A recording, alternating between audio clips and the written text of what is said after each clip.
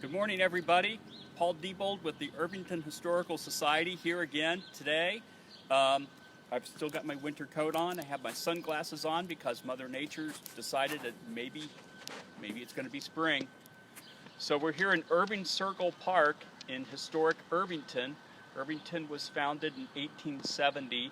One of the very unique things about Irvington is that it was planned with a public park right from the get-go. Basically, very few neighborhoods in Indianapolis had their own public park. The city of Indianapolis really had very few public parks and none planned by 1870. They only had University Park and Military Park. So I'm next to this cast iron bust of Washington Irving. So what's he doing here? Well, not much. He's probably pretty cold. He is a copy of a stone original that I'll show you a picture of in just a moment. One of the things about Irvington, the founders, Jacob Julian and Sylvester Johnson, wanted Irvington to be a place that reflected culture and learning. And so one of them then was given the task of naming the community, and he thought of the most popular, by far, literary figure of 19th century America, and that was Washington Irving. And so he decided the town should be named Irvington. And actually, if you look all around the country, there are all kinds of places named Irvington, even several in Indiana, several neighborhoods, one in Fort Wayne I can think of offhand, that have the name Irving in them. And many in New York, of course. So this was placed here in about 1970 as a replacement for the stone original that was deteriorating at that time. It was cast by International Harvester. So another thing that was stipulated in the deed of 1870 that created Irvington besides the park was that some kind of memorial or bust of Washington Irving would be placed in the park. That was not done until the 1930s, and it was promptly vandalized, so it was moved to in front of the public school at Washington and Ritter. And in 1970, this replacement was cast from that original sculpture and placed here. So we're going to now show you, this is what the park looked like in the 1890s and early 1900s. You can see it had a small, low fountain in the middle. There's usually always been some kind of fountain here for quite a while. That fountain was replaced in 1970 along with the bust here. Sorry about the action from the wind there. And here also then is what the original bust looks like that is in front of IPS 57. Okay, so if we're looking down here at the fountain, just over my shoulder, we're going to stroll that way a little bit. And there's someone here, we're going to keep our distance. That's Sue Beecher. Sue Beecher is the president of Friends of Irving Circle. By agreement with the city of Indianapolis, Friends of Irving Circle does all kinds of restoration here in the park.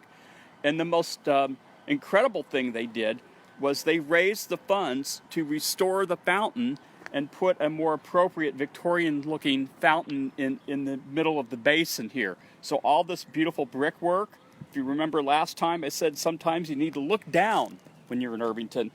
All the names of donors, here's ours right here. A lot of other people who lived in the area who donated generously to get their name on a brick to put this fountain back and create an appropriate setting for Irving Circle Park. Now, of course, the park has housed many things during the years. It's just sort of a strolling park. It was the playground for the public school that used to be just off the circle. I'll talk about that in a minute. And the park more recently has been the home of the neighborhood concerts. Fortunately, those probably won't be happening this year. But they're very popular. We get all kinds of great local bands, great Indianapolis bands come out and entertain us. I'm gonna stroll over here now. We're gonna look at some of the housing around Irving Circle Park. because this was a real nice place to have a house. You had a park in your front yard. How could you beat that? So that house just over my shoulder here's what it looked like in the 19th century, and here is a plan. If you'll recall last time, I mentioned the Bicknell's Village Builder book, and this is a plan from that book, and you can see how closely it originally resembled that. Now, if you look at the architecture now, you can see it still has the mansard roof, that sloped, pitched roof, but you can see that it has been veneered in brick. It turns out a brick salesman lived in that house in the 1920s, and he had it veneered with brick. So it's still Second Empire in style, kind of. We're going to walk down the way here and pan the camera around. Shar says hi, Sue. Hello, Shar. One of our watchers said so hello. You can see a tower in the distance here, and you're probably thinking, what is that building? It looks like some kind of grand public building. That's actually a private home. That is the home of Eudorus Johnson. Eudorus Johnson was the son of Sylvester Johnson, so one of the founders of the community. Eudorus Johnson was the county auditor, and this house was built in 1879. Its architectural style is what we call High Victorian Gothic. It's very unusual. You can kind of just barely see through the foliage there that it has an arts and crafts styled porch that was added probably in about 1915. Originally the house had no porch. It had simply a small balcony with carved wooden ornament on it that would have been underneath where that porch is. And you can also see from this vantage point, the house has not just one tower, but two towers. It's what's better than having a tower on your house? Having another one. Great views from those towers. And the views are great. So we're going to spin the camera around here, and we're going to talk about our next. It may be a little hard to see because of the sun. The sun is a little bit with us. Maybe if we come over a little bit to the right here. If I can get the tree to block it just a little bit. On Irving Circle Park. Here we go. There was another centerpiece of the community, the public school, and you can see what this looked like right here. This is a view from the 1890s, and you can see that it too, like the houses we talked about last week, the Benton House and the one we just talked about before, that it too was a French Second Empire style of architecture, and it was built in the early 1870s. In the late 1890s, this house burned. We actually have a picture of it burning, taken from the tower of the Eudorus Johnson house in our collection at the Irvington Historical Society. So that school stood just over here. You can see 1, 2, 3 houses here, four houses are on the site where that school stood. And our board member Bill Goldie, who used to live in the house with the boulder stone first floor there, actually found a remnant of the original sidewalk that led back to the front door of the school, which was back behind these buildings. In 1906, these arts and crafts styled houses were built by John Gray, who was an investment realtor in Irvington. After the school burned, it was rebuilt once.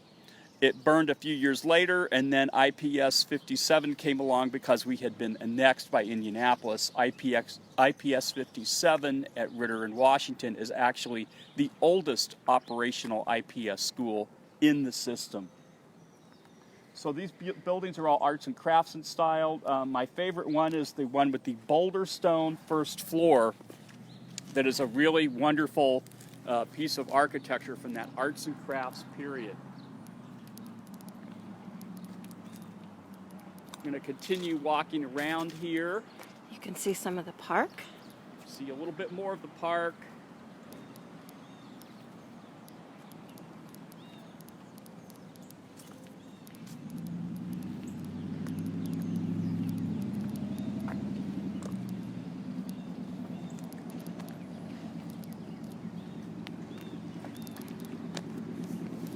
So that's our tour for today, folks.